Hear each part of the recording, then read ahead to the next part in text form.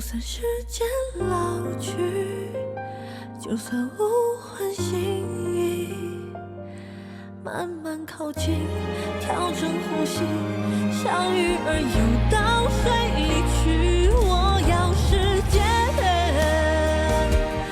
都留给我，云的安静，风的调皮，和你看年华日夜交替。我要时间，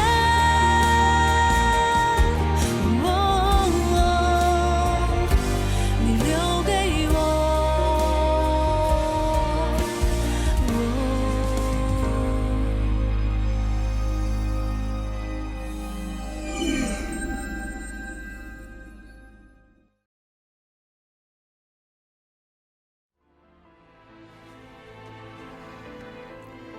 此刻妈妈没有担心自己，反而却还在担心我。她的手有些凉，我能清楚地感觉到，她只是表面平静，她不想把内心的恐慌传递给我。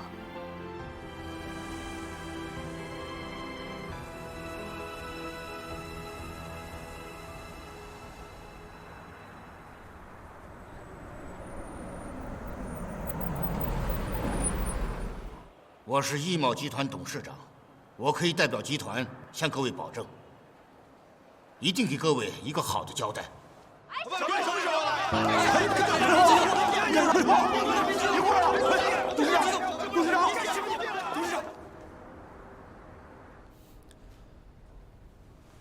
易总，你说这常进他也真的是，他真的愿意去傻到当一个替死鬼？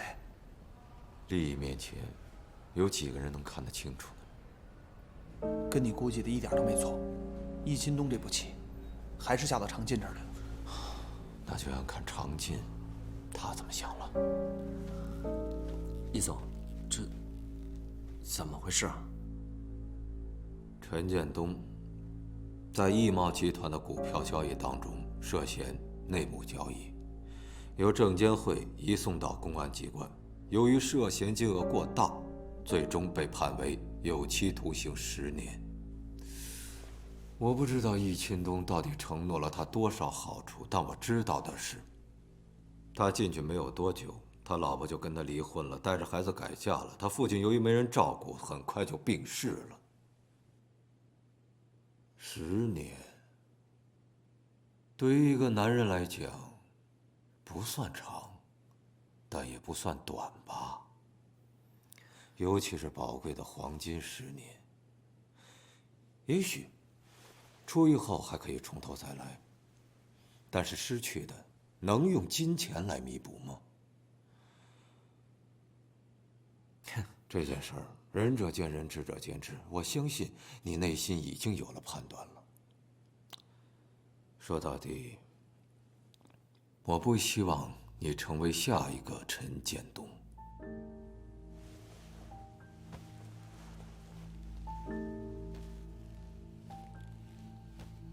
你已经走到悬崖边上了，应该意识到自身的危险。我只是想提醒你一句，如果你现在不主动做点什么的话，那你很有可能成为下一个被牺牲的陈建东。我们打个赌好不好？赌你会不会成为下一个陈建东？如果会，那对不起，你失去的将不仅仅是10年。如果不是，那恭喜你，至少在易茂集团，我不会成为你的敌人。易总，我想知道，您为什么跟我说这些？因为你的女朋友，她来求我帮你。当然，我也不希望你自送前途。防人之心不可无，这句话没错吧？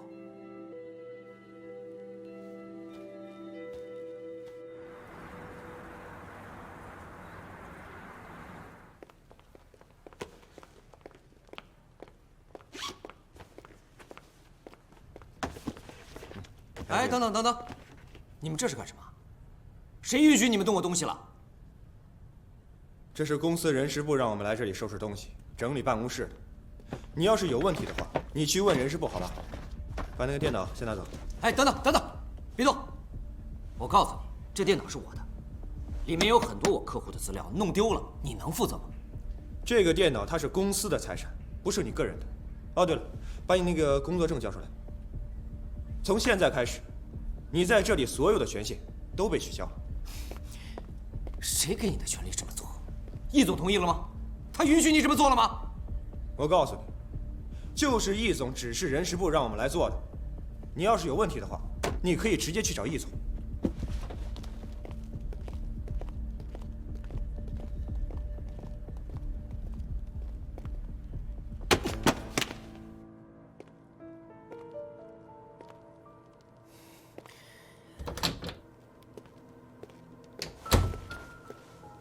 易总，等等，易总，我问你啊，到底出什么事了？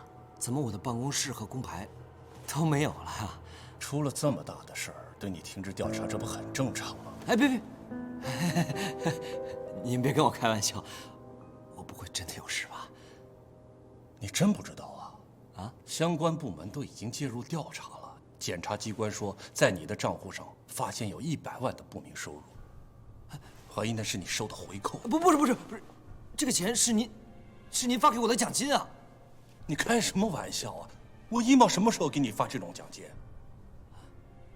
哎，常姐，这个事儿你可不能往我身上栽啊！不是易总，您说这话什么意思呀？常姐，我把你提拔起来，让你负责整个格兰城的项目，你居然能做出这种事情来？啊，你真的太让我失望了。易总，我看出来了，您这是在让我顶雷啊！您不能出尔反尔，说话不算数啊！你负责的项目出了事，你不负责啊？你告诉我谁负责？可这个事儿不是我一个人干的呀，对不对？建筑材料公司是通过您的介绍才介绍进来的，我只是签个字而已，这怎么能让我一个人负责呢？等会儿，你刚才说是谁签的字？是我签的没错。对啊，你签的字啊，不找签字的人负责，你说找谁负责啊？您之前不是这么说的呀？您说我不会有事的，您说即使我出了事，你也会帮我的。你不能翻脸不认人呐！你别激动啊。你当时收钱的时候，你就应该知道会有这个后果。不过年轻人犯点错误难免的，这个事情你得回去好好想清楚，你该承担的责任，你就得承担。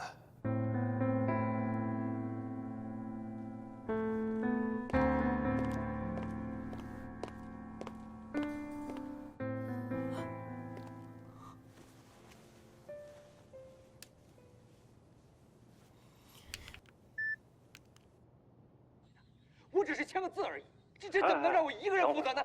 你刚才说是谁签的字？是我签的没错。对呀，你签的字，不找签字的人负责，你说找谁负责？啊？这个录音是常静给我的，这里还有一些跟格兰城相关的资料，有问题的地方我都已经标注出来了，您看一下。不像话，真不像话！听说舅舅最近总是往澳门跑，手气可能不太好，一时情急被居心不良的人钻了空子，也是在所难免的嘛。这个混账东西，老毛病又犯了。大公，您别动气，再伤了身体。当初我就不该把地产从你那儿交给他，现在他出了事，还需要你这边来收拾残局。还好有你在，要不然我得被你舅舅给气死。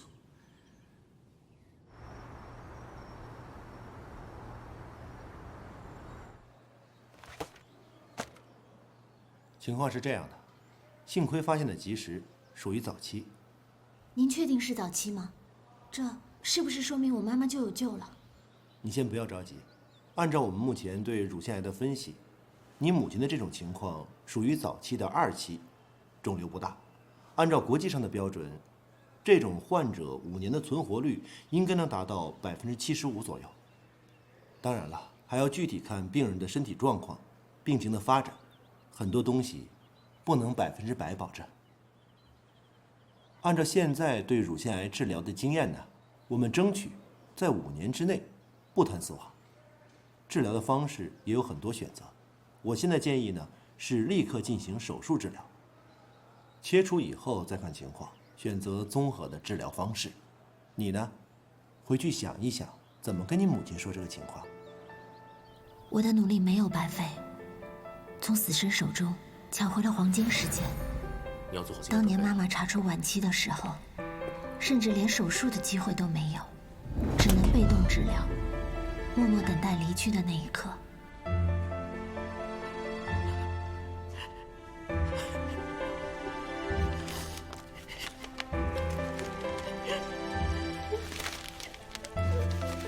在知道自己是癌症晚期后，平日里爱笑、爱闹、爱打趣的妈妈消失得无影无踪。在最开始阶段，甚至不接受任何治疗，一心想选择放弃。那时候的我还什么都不懂，甚至也选择了逃避来面对这件事。妈，你不要一个人。现在想起来，你出来好不好？我心里还是一阵阵的难受。虽然经历过这一切，可想到这些，我心里还是打鼓。到底要不要告诉妈妈真相？该怎么跟她说呢？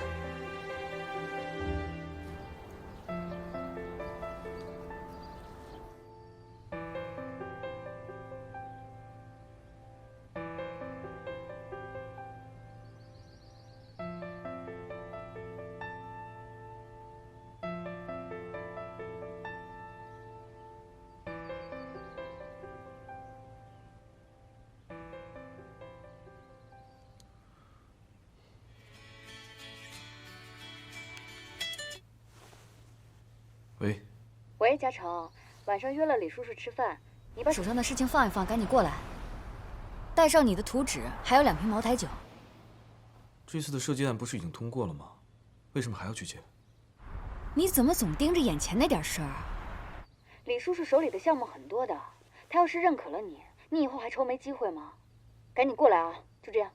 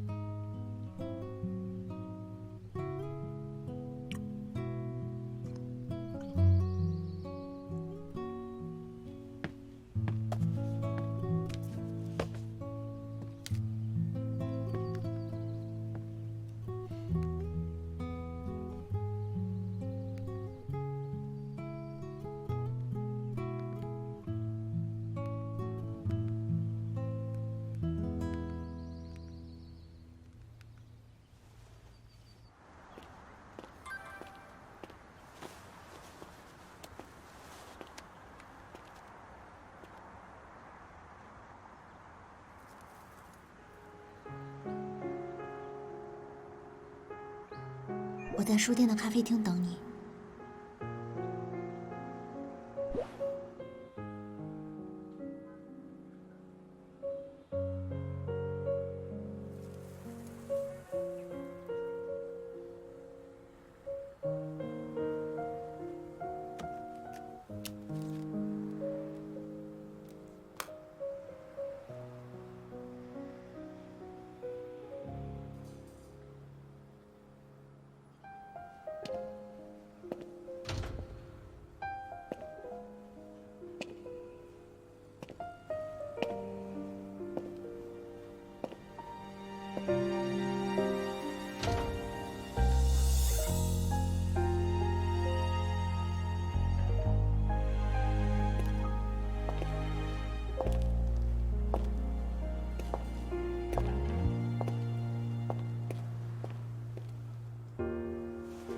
我好想告诉你，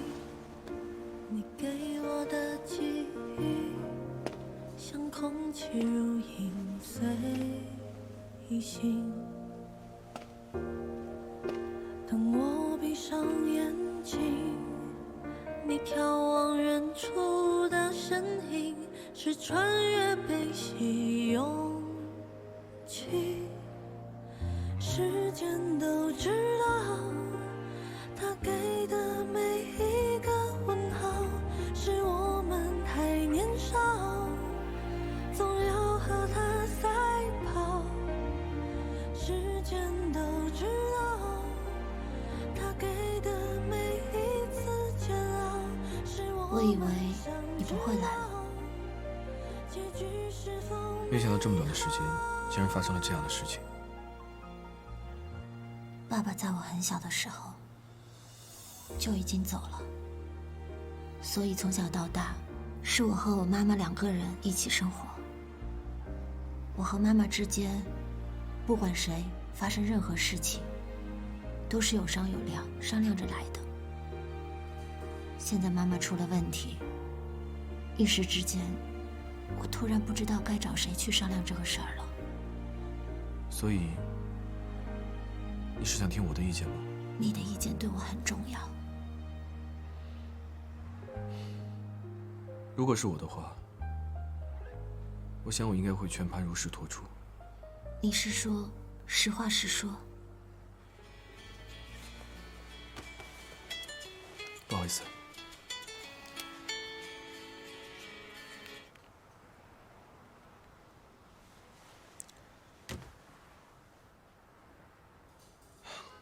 其实无论最后阿姨怎么选择，你都要让她知道你是支持她的。当然，前提是让她知道所有治疗的可能性，在可能会发生的事情里面，尽量去帮她理性的做出选择和判断。还要配合好医生，不要留下任何遗憾。而且还要看阿姨是什么样的性格，用什么样的方式去跟她沟通。我妈一向都喜欢直截了当。我跟她之间，没有什么事儿是藏着掖着的。除非你可以瞒着阿姨，把这出戏演好了，不让她发现。当然了，这些只是我的预想。事情没有发生在我身上，我也没有设身处地的去经历，所以我不能完全从你的角度出发帮你考虑。不，你说的是对的。其实这个时候，我不应该去感性，而应该是理性的去面对思考。起码，我不能先倒下。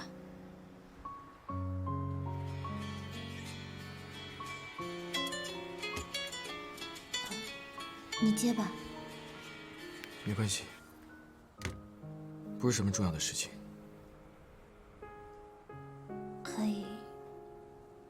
可以陪我坐一会儿吗？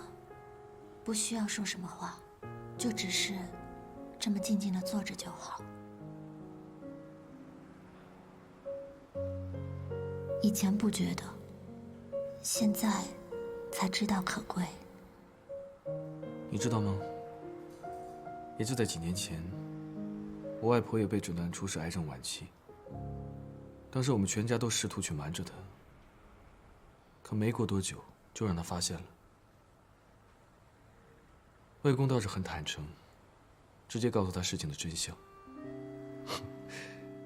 2个70岁的老人很酷，说放弃治疗就放弃治疗了。最后外公带着她开始全世界的各地旅游。那会儿医生说，我外婆大概也就只有半年的时间了。可外婆却奇迹般的跟着外公，一起在外面玩了整整2年。之后很安详，很幸福的离开了。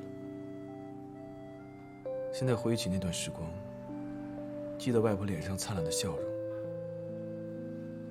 那应该是她最开心、最幸福的一段时间吧。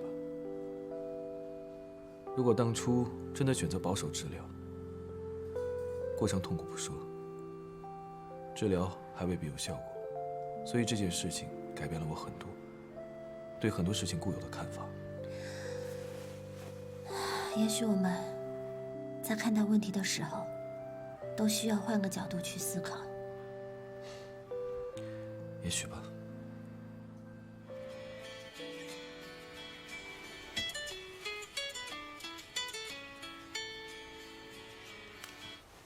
小静。喂，叶嘉诚，你怎么还没到啊？李叔叔都已经到了，你还不接我电话？小静，不好意思，我这边有点事耽搁了。等等，我马上就到，好吗？你有……喂？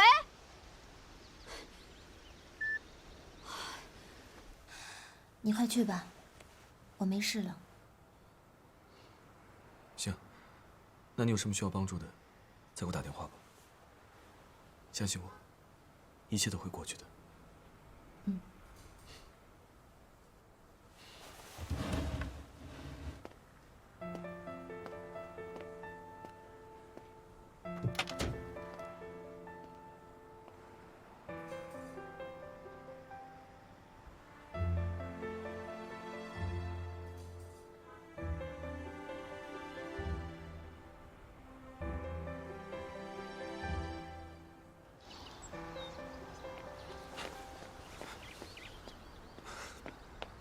小静，你怎么才来啊？你知不知道李叔叔早到了，一直在等你。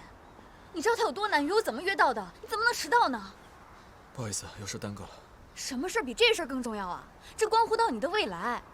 很多事情我们不能只靠我爸爸，我们也得靠自己帮我们铺平道路，你知不知道？我没想着靠宋教授。东西呢？什么东西啊？我让你带的设计图纸，还有给李叔叔的礼物。你出来之前我特意叮嘱过的，你不会忘了吧？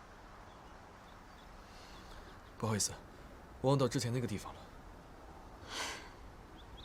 叶嘉诚，你到底怎么回事啊？我今天约李叔叔就是为了看你的设计图稿，结果你没带。另外，人家愿意来是因为看我爸的面子，你让人家空手回去，你懂不懂事儿啊？实在不好意思，我出门的时候真的带了。要不，我现在进去跟李叔叔说一声。行了，你赶紧回去，把东西给我取回来。现在？没必要吧？我可以进去跟李叔叔叙述一下我的设计理念。谁有功夫听你说啊？人家今天愿意来，无外乎就是给我们一个机会，让我们和人家建立一种联系。李叔叔真的是看中你的设计图稿吗？我告诉你，人家看中的是我爸的面子。搞关系我不擅长，如果不想聊设计的话，我就不进去了。你什么意思啊？难道你让我一个人进去啊？这个李叔叔本来就是你想见，不是我想见啊！你什么态度啊？我告诉你，我这是在帮你，不是在求你。好，谢谢你啊，我不需要。哎，叶嘉诚！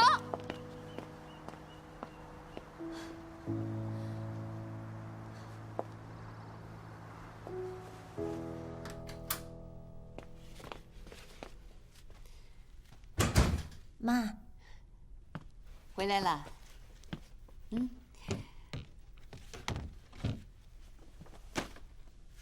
累吧？还好。来吃苹果。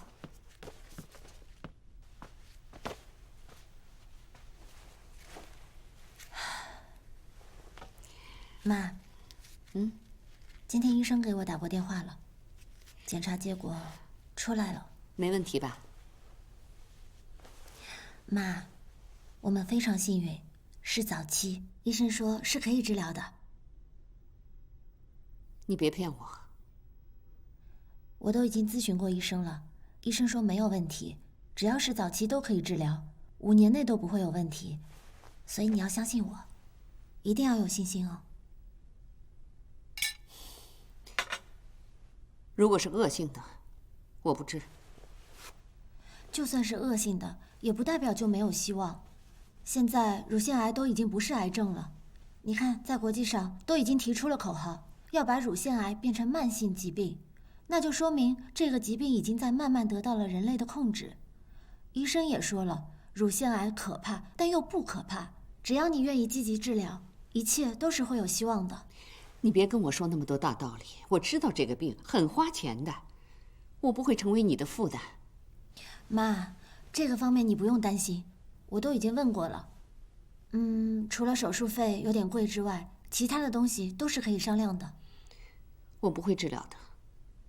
你爸爸就是癌症，这个病又痛苦又花钱。妈，时代不同了，现在医疗技术都已经进步了，我一定会给你找最好的医生，给你安排最好的治疗方案，一定会把你治好。至于钱的方面，你不用操心，我一定会想办法。你有什么办法？一个大学生，我马上就要毕业了，我已经成年了，何况你还有医保呢。妈，生病并不可怕，可怕的是还没开始治，精神上就首先放弃了。答应我，接受治疗好不好？就算是为了我，妈，我也不想失去你，你也不想失去我，所以我们俩一定要在一起，好好的，好不好？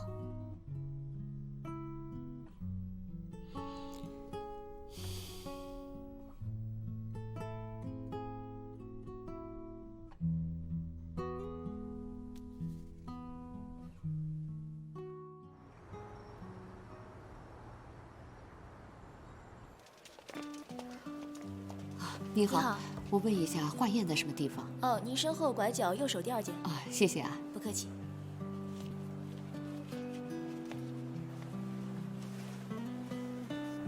放松啊。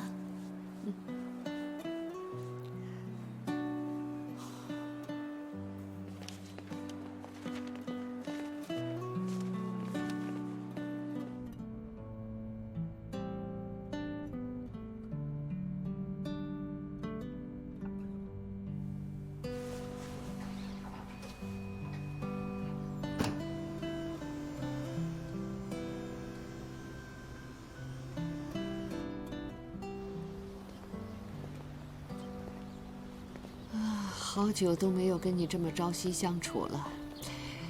你去大学读书，妈妈也不能打扰你。现在倒好了，成天在家腻着，我都有点不习惯了。都怪我不好，我对妈妈的关心太少了。没有啊，你的孝心妈妈感受到了。你看谁让我生了这么一个漂亮聪明的女儿啊？你说我是怎么生出来的？哎呀，妈在想，即便我结局不尽如人意，但是我也心满意足了。哎，妈妈，犯规。所以你今天的巧克力限额取消了，说好不许被关的。我错了，我检讨。看到妈妈承认错误的态度，这样良好，我决定中午请你一顿哇超级大餐。大餐？你哪儿来的钱啊？妈妈，有一种东西叫做奖学金。哎，谁让你的女儿这么优秀？哎呦，我的宝贝。走。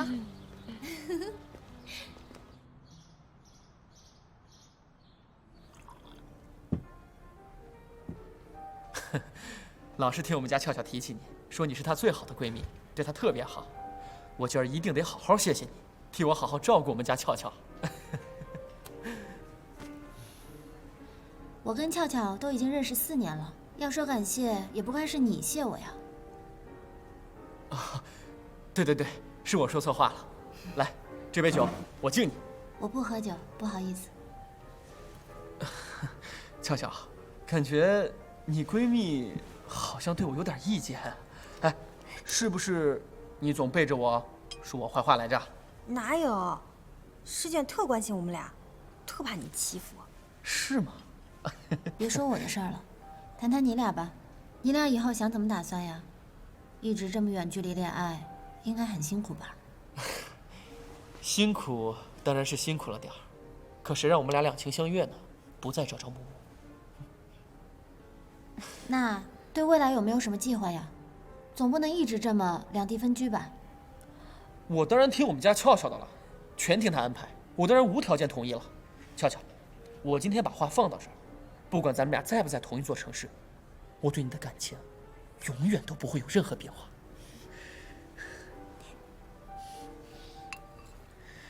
子松，我现在去苏州工作了。你现在在苏州很稳定，我大学刚毕业还是白纸一张，去哪发展都一样。这样，就彻底结束咱们俩牛郎织女的遥遥相望了。你觉得怎么样？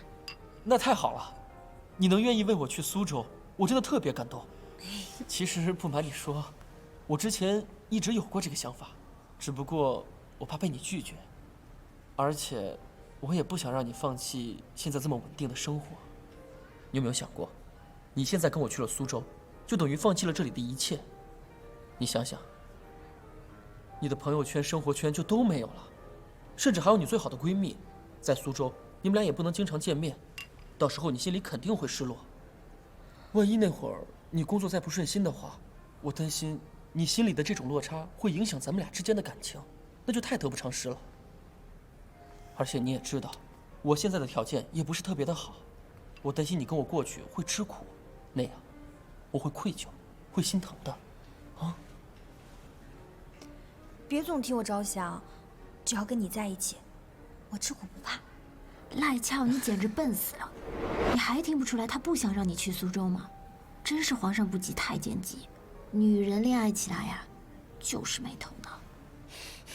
俏俏，其实呢，我一直有一个想法，还没来得及告诉你。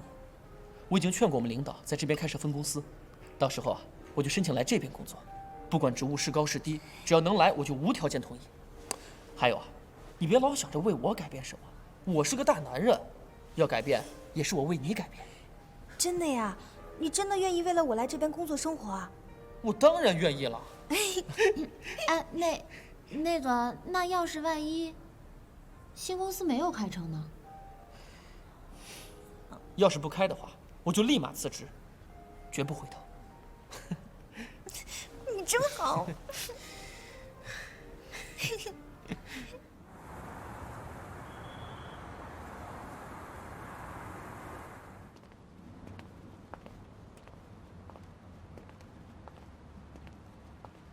哎，今天见完面，你对子松感觉如何啊？是不是放心了？网恋不全是见光死，不靠谱吧？你真的放心把他一个人留在苏州吗？虽然说是要开分公司，可是这公司现在还是没影子的事儿，谁知道他到底要在苏州留多久啊？师姐，亏你叫时间，一点耐心都没有。幸福会来的那么容易吗？等待也是种幸福，你懂吗？不懂，你懂。哎呀，幸亏我昨天投了简历，过2天易贸就应该安排我去面试了。你跟我一起去吧，反正简历都已经投了，万一都面上了，我俩在一起工作还互相有个照应，这不很好吗？我才不去易贸呢，我对那儿不感兴趣。易贸你都没兴趣啊？那你对什么有兴趣啊？只要不是易贸，其他都可以啊。当然了，必须得是薪水好的地方。虽然我妈的手术费呢，现在按照家里的存款来说是够用了，可是后面一系列的费用我还是需要准备起来的。所以幸亏那几家大的公司我都已经投了简历，薪水都不错，现在就等他们的消息了。姐，虽然我没有什么钱，但多少都可以凑点儿。你要是跟我见外，我对你不客气啊。好啊，先拿100过来。啊？嗯。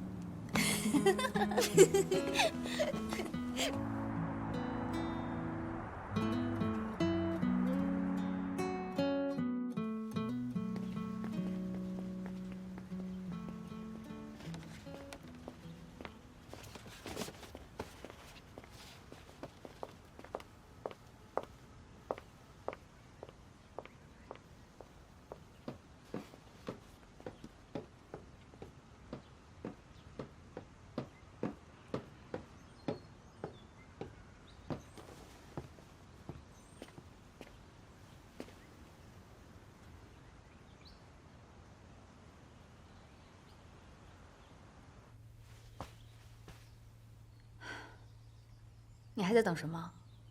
我都已经站在你面前了，你还要让我怎么样？你要我干嘛？道歉啊！如果你现在跟我道歉，我就原谅你。如果我不道歉呢？不是，你不会认为是我错了吧？你知不知道那天我为了解释你没到，我脑袋都快转死机了。我光道歉就跟别人说了多少遍，腰都快弯折了。你要知道我在我们家什么时候受过这样的气，什么时候看过别人的脸色啊？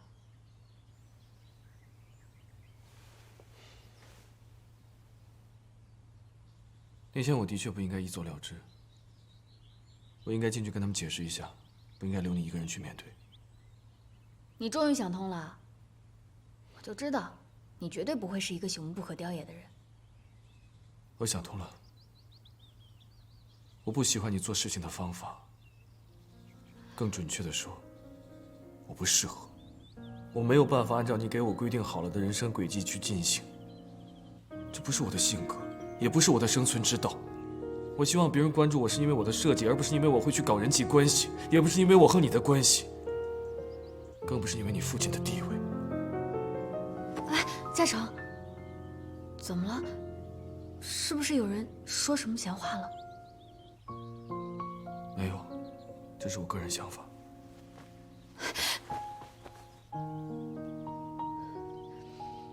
嘉诚，我知道你自尊心很强，这也是我最为欣赏你的地方。但是在这件事情上，你真的想多了。你现在那么出色，是因为你真的很有才华。但就算再有才华，那也需要好的机会，需要好的伯乐去发现。好上加好的事情，别人求都求不来呢，你怎么还矫情起来了？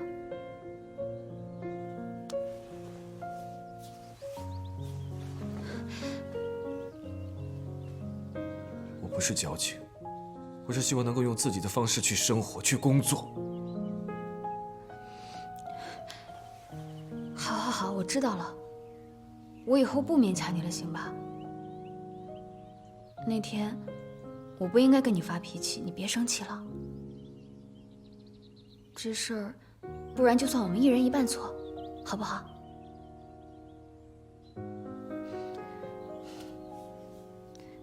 嘉诚，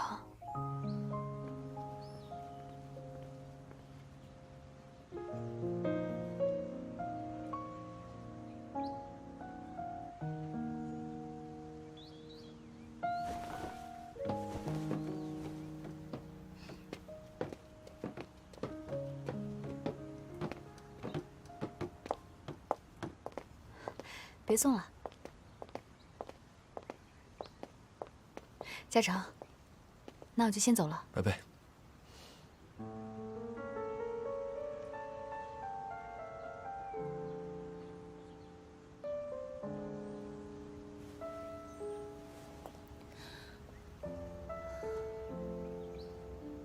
拜拜，亲爱的。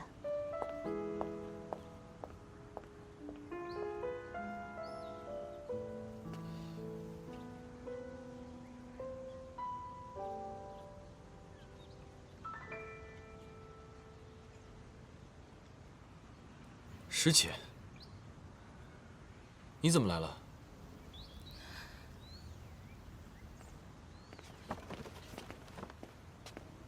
上次你落了东西在咖啡馆，我本来是想快递给你，但担心这是贵重物品，所以就想还是亲自送过来比较安全。不好意思，这些东西应该我自己去取的，麻烦你专门跑一趟。刚刚看到宋师姐上去找你，所以就没好意思去打扰你们。你在这里一直等到现在。其实，这些东西你完全就可以放到楼梯口的，不必。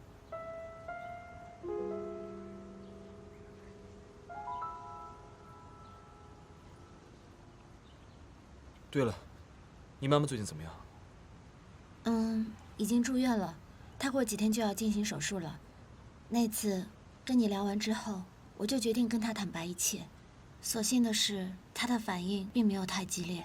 那就好。如果还有什么我能帮忙的，你随时打给我。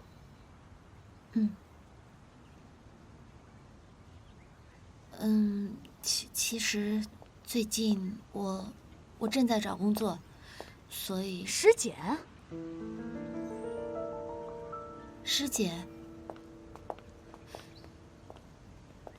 你怎么会在这儿？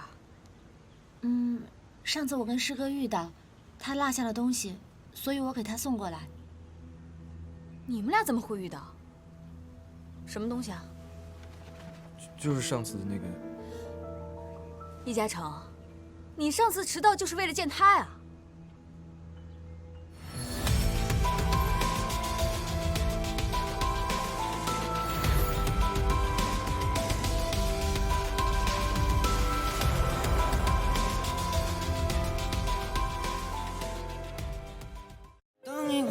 的地